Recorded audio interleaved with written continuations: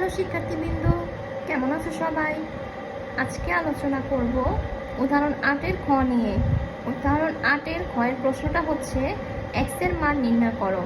আর প্রশ্ন log x 324 = 4। এখান থেকে x এর মান বের করার জন্য বলা হয়েছে। তো এবার সমাধানে যাওয়া যাক। সমাধানে ফার্স্টে লিখব যে log x 324 = 4। এটাকে কিভাবে লেখা যায়? x এর উপর পাওয়ার 4 আসবে, ইকুয়াল দিয়ে 324 হবে। x লিখবো মানে বেস লিখবো, পাওয়ারে হবে হচ্ছে 4 ইকুয়াল 324 অর্থাৎ 324, বা x to the power 4 equal 324কে ভাঙতে হবে। 324কে আমি কিভাবে ভাঙবো?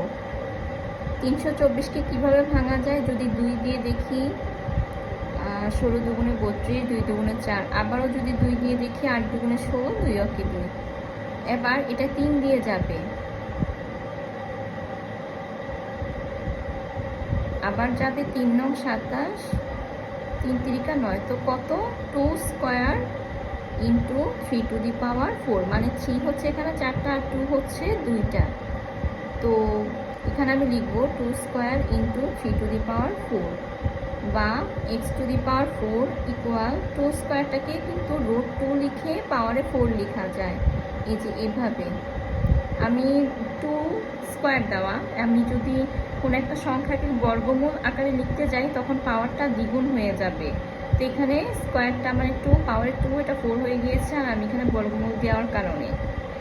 বা x to the power 4 equal 3 root 2 power 4। উভয় পাশে পাওয়ার একই রকম, তাহলে তো আমি বেসগুলিকে সমান লিখতেই পারি। তো সুতরাং x ইকুয়াল 3 রুট 2। এটাই হচ্ছে আমার খ নাম্বার অঙ্কের অ্যান্সার, অর্থাৎ x এর মান বা নিম্নের মান x ইকুয়াল 3 রুট 2। তো আজকে এই পর্যন্তই। ভালো